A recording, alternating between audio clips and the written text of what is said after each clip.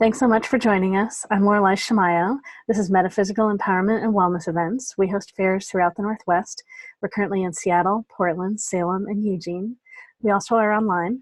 We interview our practitioners and our vendors so you get a chance to know who we are so you can meet us before you attend an event.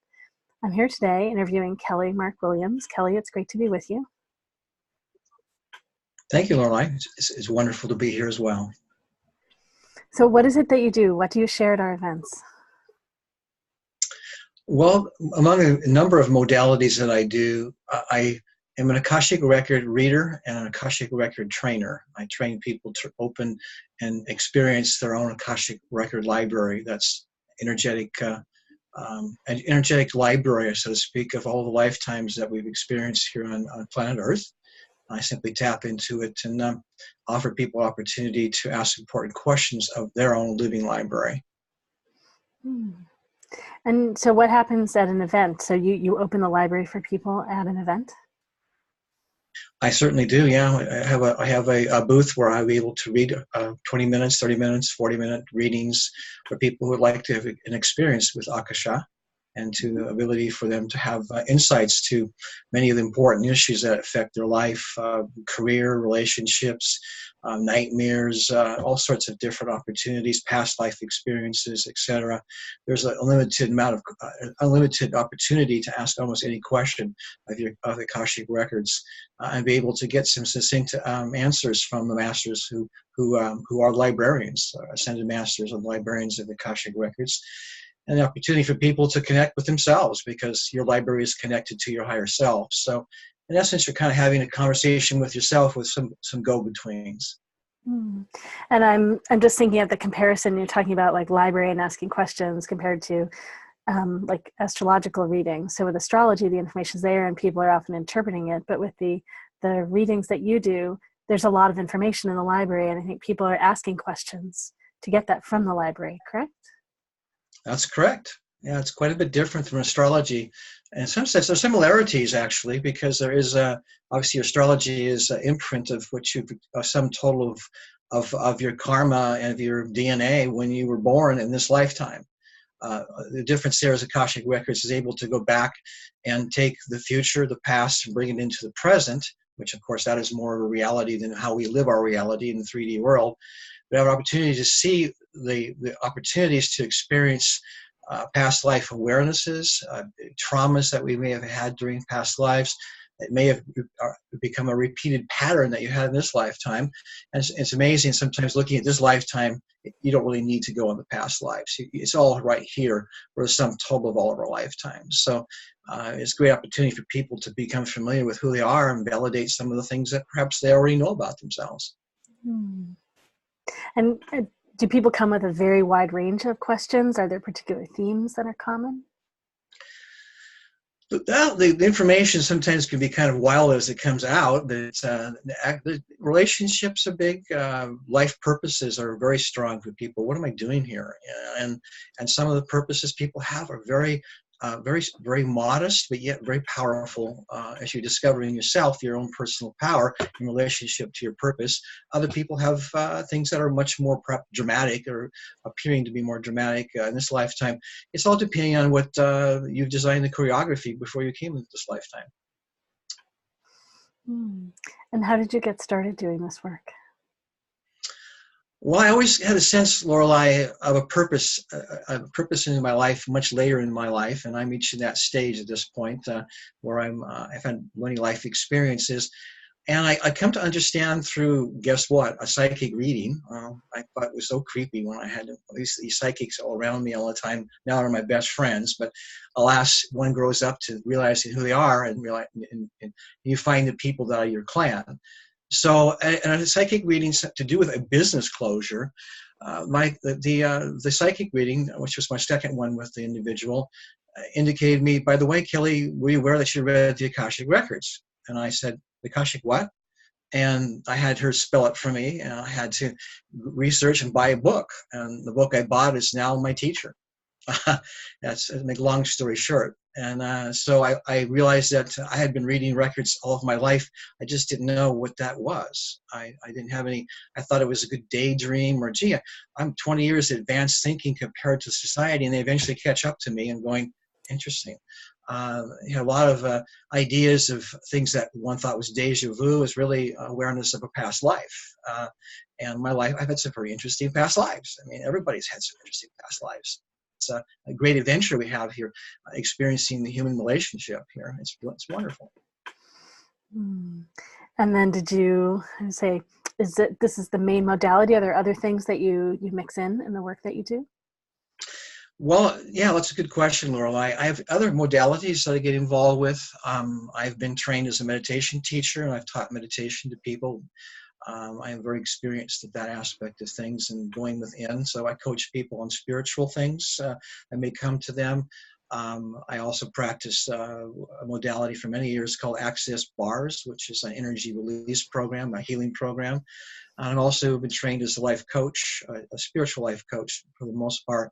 But I have a balance between the coaching, which tends to be left brain, with the Akashic Records, it tends to be right brain, and we get to explore the world in different ways. So the coaching experience gets to have a lot of help from interesting things. I also have some advanced Akashic Record um, uh, opportunities as well for coaching, which is is very hard to explain for a short interview, but are very interesting and been very successful in getting people to transcend their ego and getting into their core issues and healing. It's quite remarkable, some of the things that tools have. I also practice shamanistic tools as well, only because they seem to be working. So I borrow from a lot of different modalities, different religions, different concepts. I have a number of approaches that I can use in from my toolbox.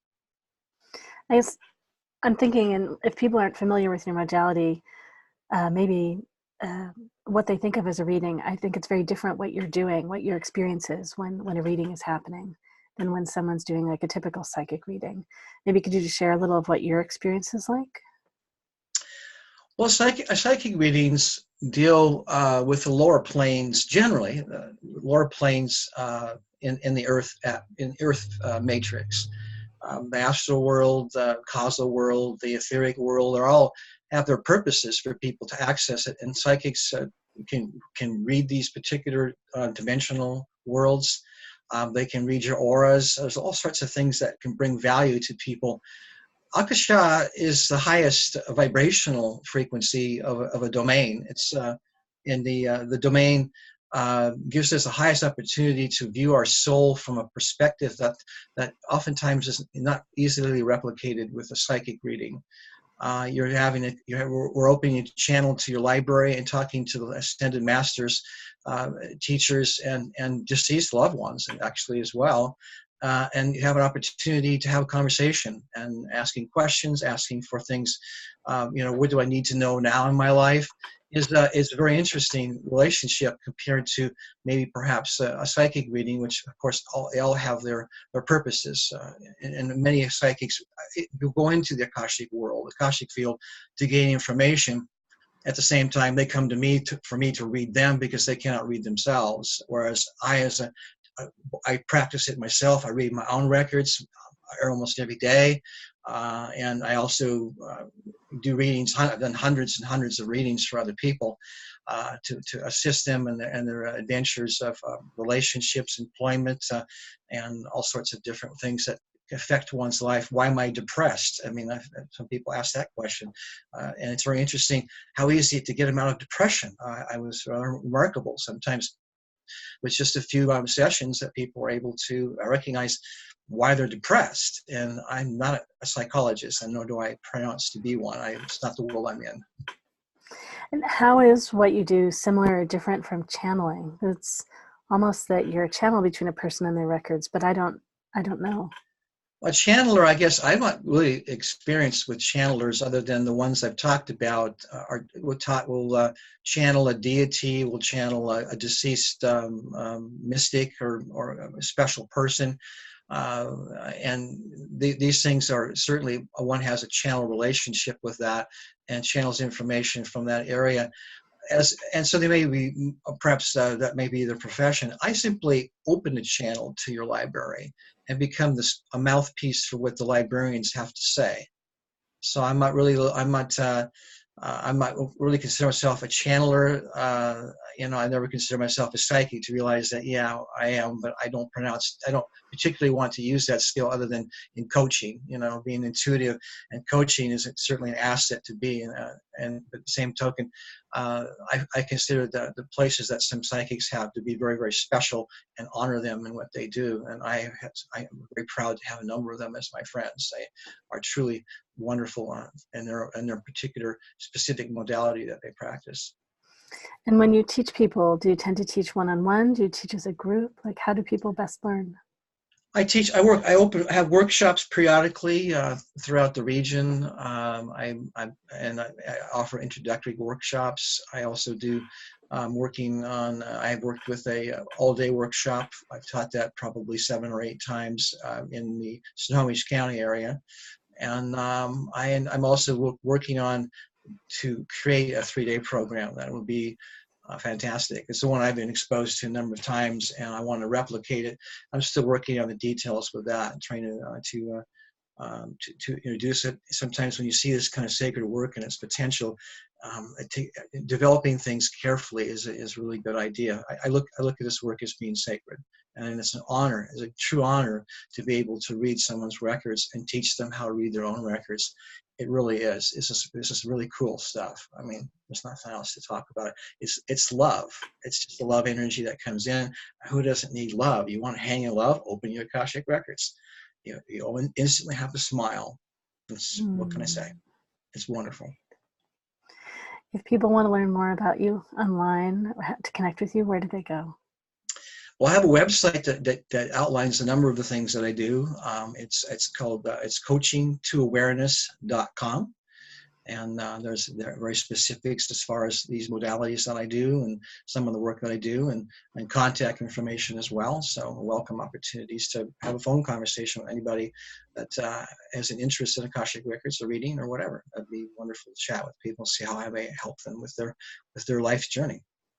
It's great. For those of you listening and watching, you can find out more about us at MetaphysicalEmpowermentEvents.com. Thanks so much, Kelly. It's been lovely chatting. Lorelei, thank you so much. It's been wonderful to be with you today.